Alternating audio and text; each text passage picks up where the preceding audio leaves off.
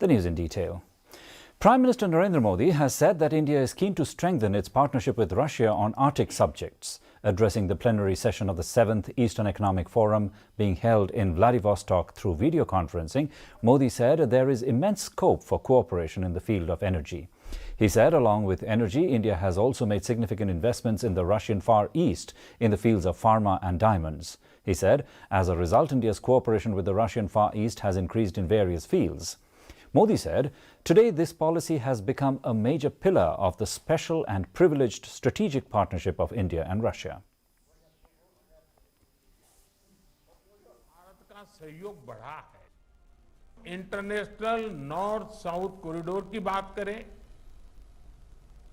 Chennai Vladivostok maritime corridor की या northern सी root की, भविष्य में कनेक्टिविटी हमारे संबंधों के विकास में Minister Raj